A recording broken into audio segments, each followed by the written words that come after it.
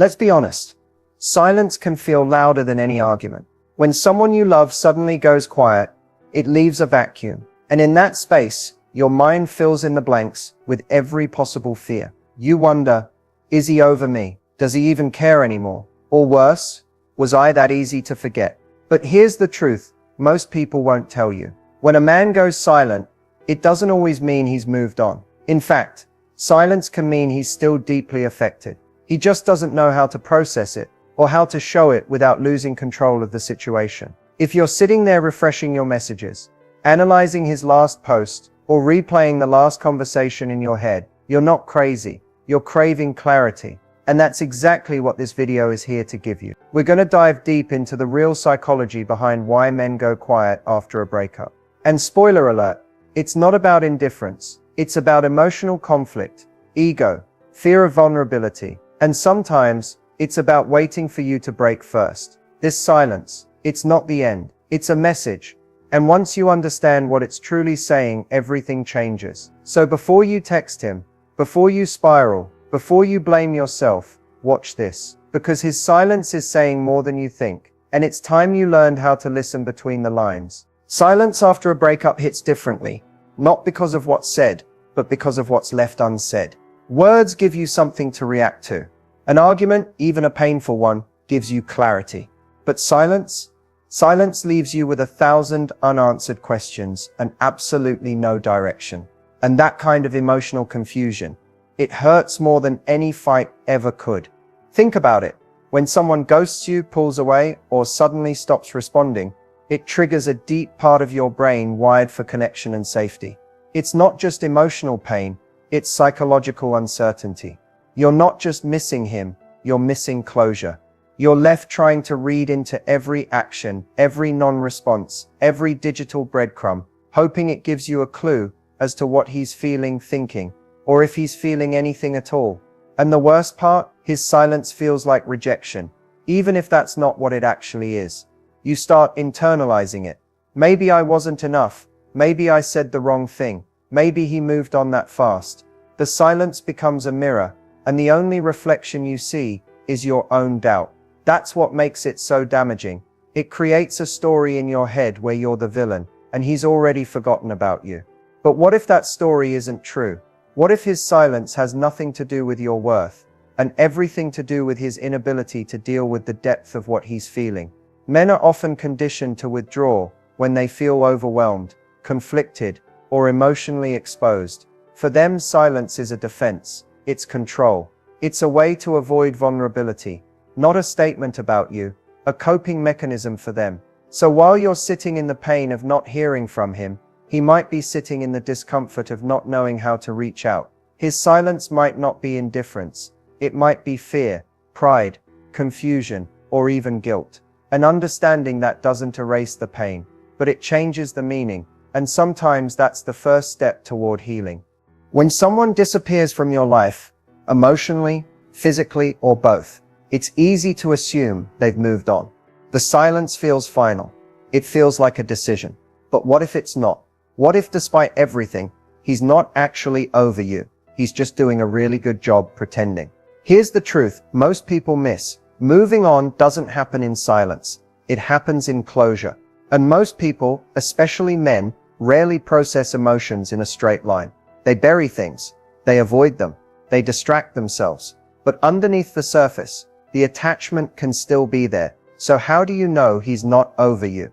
It's in the cracks, the subtle behaviors that don't match his silence. Like when he watches your stories, but doesn't reach out.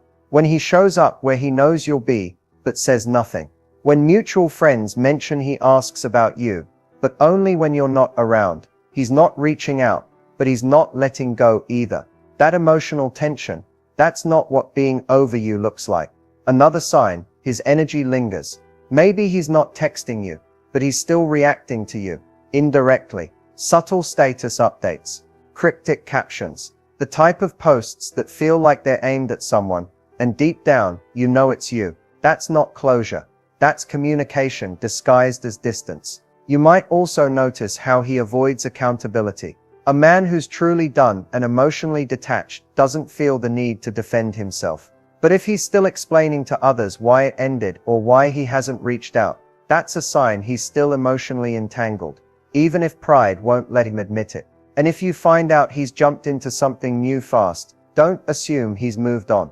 Sometimes the quickest relationships after a breakup are just emotional rebounds, temporary distractions from the pain they won't face head on. It's easier to run into something new than sit with the discomfort of missing someone who mattered. Men often process love in retrospect. They don't feel the depth of what they lost until it's quiet, until the routine changes, until your absence becomes loud enough to drown out every excuse they made for why they left. Silence may be his way of holding back, not letting go. And that's what makes this so confusing. Because when someone doesn't say how they feel, you're left guessing. But the signs are there if you're willing to see them without needing them. You don't need his words to validate your impact. His actions, or lack of them, say enough. So if you're sitting here wondering if he's really over you, ask yourself this. If he was, would you still feel his presence in everything he's not saying? Chances are, he's not gone. He's just silent. And silence is often the loudest sign of all. When a man is in no contact, it can look like he's completely unaffected, like he's fine, like he's not thinking about you, like he's already moved on. But what's happening on the outside rarely reflects what's going on inside.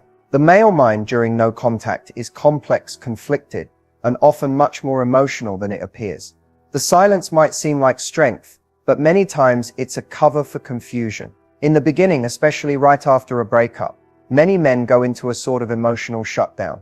They focus on distraction, going out, staying busy, numbing the emotions they don't want to confront. Society teaches men that vulnerability is weakness, so instead of processing the breakup, they avoid it. No contact becomes less about clarity and more about avoidance. They're not trying to heal, they're trying to not feel. But as the silence stretches, reality sets in. At first he might feel relief. He doesn't have to deal with the tension, the arguments, the emotional weight of the relationship. But as time passes, something unexpected happens. The emotions he buried start to rise. That moment he dismissed you. That last thing you said. The way you looked when you walked away. Those images don't fade. They get louder. Men often don't process breakups until the woman is truly gone. Emotionally gone. Energetically gone. That's when the realization kicks in. And during no contact, your silence becomes the mirror. He begins to wonder, is she moving on? Is she waiting for me? Did I matter more than I admitted? These questions don't come with answers. They come with regret. That's when ego and emotion start to battle. The emotional part of him wants to reach out, to check in, to know if the door is still open. But his ego, it holds him back. He tells himself, if she cared, she'd reach out. If I message her, I look weak. So he watches from a distance, checking your socials, asking mutual friends, looking for signs that you still care, but doing nothing about it. And here's the twist most people don't realize. The longer he stays silent, the harder it becomes for him to break that silence. Pride, fear of rejection, uncertainty, they all grow with time. He may think about you daily, but convince himself reaching out will only make things worse. So he stays stuck, emotionally frozen, even if his feelings haven't changed. No contact isn't just your silence. It's his too. And in that silence, the truth often surfaces. Not always in a way he'll act on, but in a way that haunts him. Because unlike women, who usually start healing immediately, men often realize what they had after it's gone. After the messages stop. After the energy disappears. After the silence starts echoing. So if you're wondering what he's thinking during no contact, the answer is simple. He's thinking about you. He just doesn't know what to do with that yet. Emotional attachment and emotional withdrawal can look almost identical on the outside, but they come from two completely different emotional spaces. And unless you understand the difference, you'll misread his silence. You'll think he's detached, done, and cold, when in reality he might still be deeply tied to you, just emotionally overwhelmed. Here's where it gets complicated. People often withdraw, not because they don't feel, but because they feel too much. When someone is emotionally attached, their feelings are still active, but they may not know how to express them. So instead of communicating, they retreat. They pull away, hoping distance will calm the chaos inside. But that pullback is not disconnection. It's self-protection. Emotional attachment shows up in subtle but persistent ways.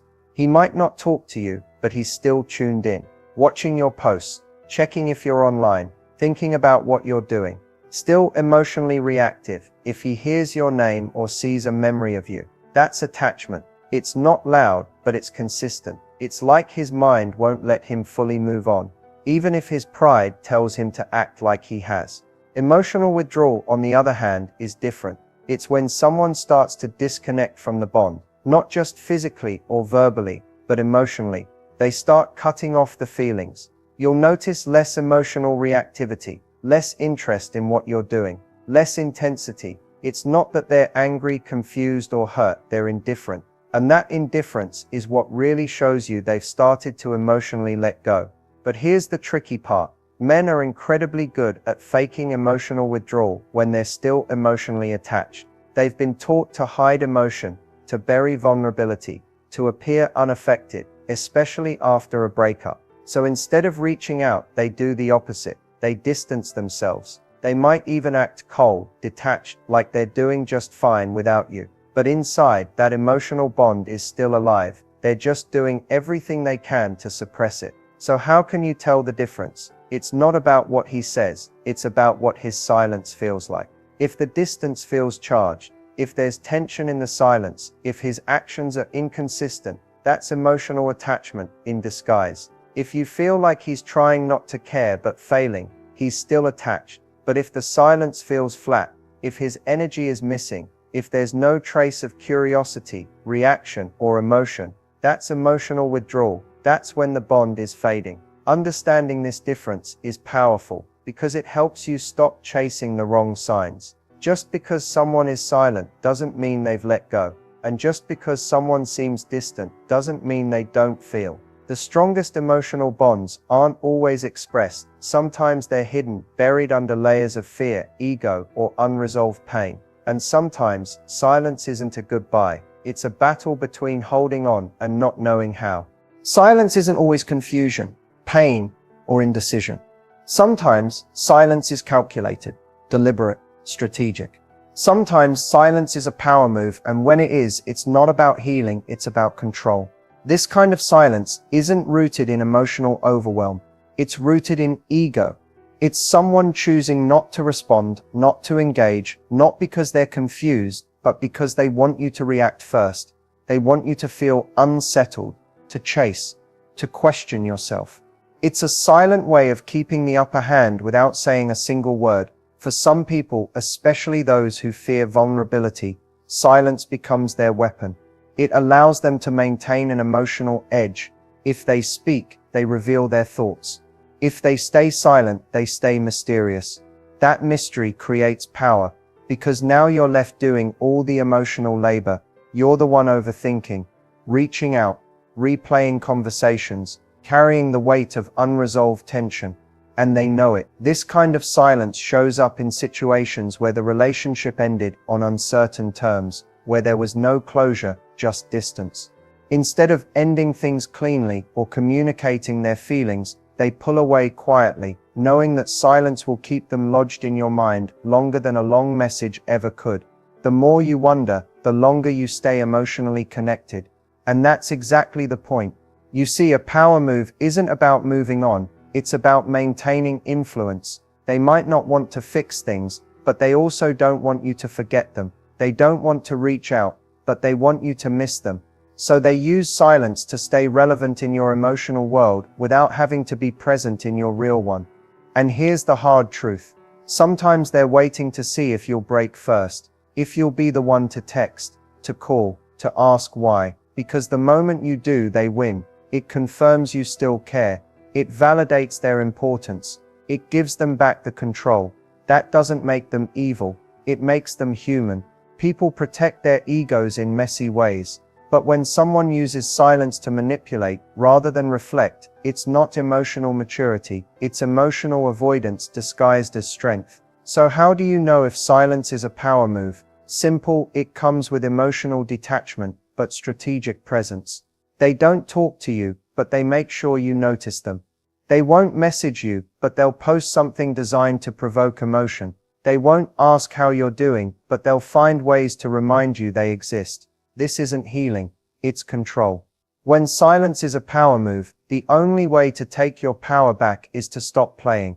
Don't chase answers, don't decode mixed signals, let their silence echo into nothing, not because you don't care, but because you refuse to be a pawn in someone else's game. Real power isn't in silence, it's in peace. You're probably not going to get a message that says, "Hey, I miss you." Most people don't admit that out loud, especially not men who are caught between pride and vulnerability. But just because he isn't saying it, doesn't mean he's not feeling it. If you want to know whether he misses you, you have to stop listening to his words and start paying attention to his patterns. Missing someone doesn't always look like a dramatic confession. It often shows up in quiet, indirect ways. The most obvious, he starts orbiting you again. Maybe he views your stories, but doesn't engage. Maybe he likes old posts or watches your updates from a distance. He's not fully showing up, but he's not fully gone either. That in-between space, that's not coincidence. That's emotional presence disguised as silence. Another sign, random check-ins out of nowhere. It won't always be deep or emotional. It might be something simple like, "Hey, just thinking of you," or even less obvious, "I saw this, and it reminded me of you." These messages aren't just casual, they're feelers. He's testing the water. He misses the connection, but he's not sure if it's safe to say that out loud. Then there's the mutual friend effect. If people start mentioning that he's been asking about you, or bringing you up in conversations, that's not small talk. That's someone who's still emotionally tethered. When a man's truly done, he stops caring about your world. But if he's still bringing up your name when you're not around, you're still occupying space in his mind. And maybe the most subtle sign, he hasn't really moved on. You notice he's not investing in someone else seriously. Or if he is, it feels rushed, forced. People who truly miss someone often try to fill that emotional space quickly, but it never quite works, because deep down, they're still emotionally tied to someone else. Here's what most people misunderstand. Missing someone isn't always romantic. It's not always about wanting to get back together. Sometimes it's about the loss of emotional safety, familiarity, or the version of themselves they were with you. Men miss peace. They miss warmth. They miss being seen. And often they don't realize how much they miss it until there's no way to access it again. But remember, just because he misses you doesn't mean he'll come back. Missing you and doing something about it are two very different things. He can feel your absence every day and still not act on it. That's the frustrating truth. So yes, he might miss you, quietly, stubbornly, painfully. But the more important question is, what does that mean for you? Because being missed is flattering, but it's not the same as being chosen. Let him miss you. Let him feel your absence. But don't let that stop you from moving forward. You deserve more than silence and indirect signs. You deserve someone who doesn't just miss you, but shows up for you. His silence is loud. It fills every space where there used to be connection. But what you do during that silence is what truly determines how this story unfolds. Waiting, wondering, and overanalyzing won't give you the answers you're craving. The silence isn't your punishment. It's your opportunity. The most powerful thing you can do during his silence is shift the focus back to yourself. Not in a performative way, not to make him notice, not to spark a reaction, but in a way that grounds you.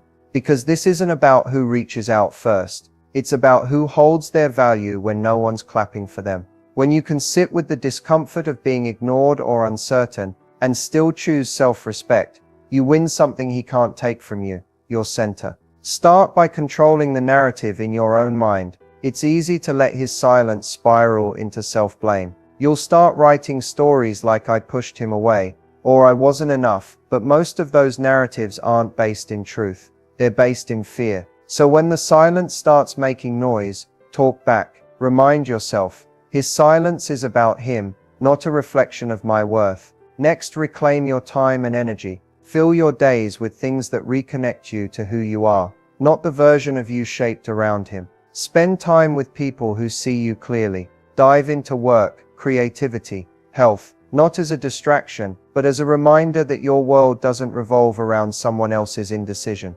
The more rooted you become in your own life, the less control his absence will have over you. Also, resist the urge to break the silence just to escape the discomfort. Silence can feel unbearable when you're craving closure, but reaching out just to get a reaction usually leaves you feeling worse. If you ever do choose to speak again, do it from a place of clarity, not panic. Right now, your silence is speaking volumes about your strength, your patience, and your boundaries. And if you find yourself constantly checking if he's watching your stories, liking your posts, or asking mutual friends about you, pause. Every time you look for signs, you hand your emotional power to someone who isn't showing up. Instead, start creating moments that don't depend on his attention to feel meaningful. You don't need to be seen by him to be valuable. Ultimately, this time isn't just about waiting, it's about transforming. His silence might be passive, but your growth can be active. You don't have to sit in limbo. You can evolve while he avoids. You can move forward while he stays stuck. You don't need a message to validate your impact. Let him wonder. Let him sit with the weight of your absence. But you, keep building a life that doesn't pause for anyone who goes quiet. Because when someone can't decide what to do with you, the best decision you can make is to choose yourself. Not having closure can feel like an open wound. A story left unfinished. A question unanswered. A door left slightly ajar. It's painful, confusing, and can shake your sense of self. But here's the truth. Your self-worth doesn't depend on someone else's explanations, apologies, or even their presence. It depends on you, your choices, your mindset, and how you reclaim your power when the story feels incomplete. When closure doesn't come, it's tempting to keep replaying moments, searching for answers that might never arrive. But the real closure you need doesn't come from his words or actions. It comes from within. It's about deciding to stop giving your emotional energy to someone who won't meet you halfway.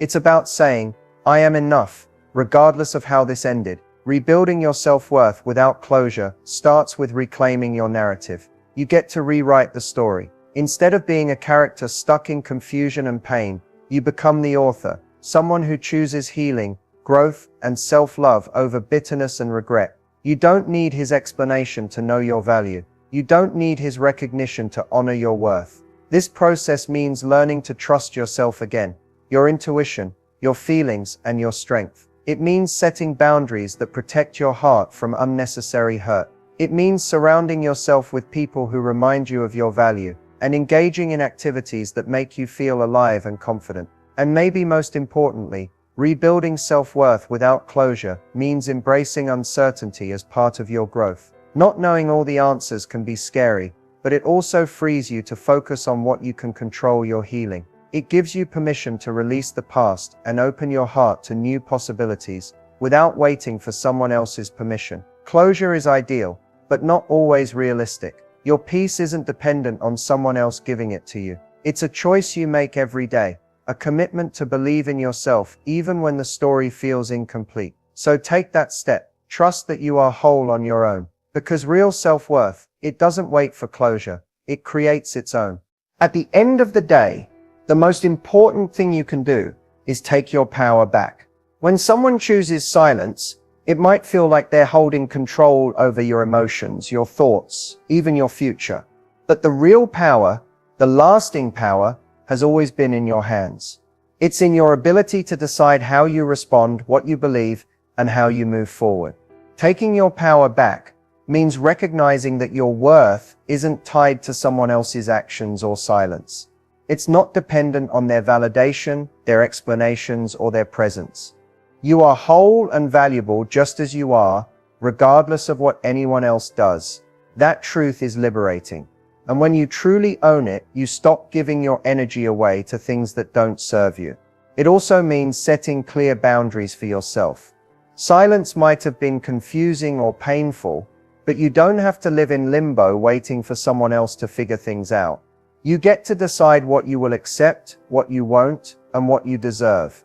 And those boundaries aren't walls, they're a declaration of self-respect. Taking your power back is about reclaiming your life, your happiness, and your peace. It's about shifting your focus from what's missing to what's possible. Instead of dwelling on silence, you focus on growth. Instead of waiting for answers, you create your own clarity. Instead of longing for what was, you open yourself to what can be. This process isn't always easy. It takes courage to step away from the familiar pain of silence into the unknown of healing. But every step you take is a victory. Every moment you choose yourself over uncertainty is progress. And with every choice, you become stronger, clearer, and more in control. So don't let silence define you. Don't let it keep you stuck. Take your power back, own your story, and move forward with confidence, knowing that the most important relationship you'll ever have is the one you have with yourself. You're ready, you're worthy, and you are in control.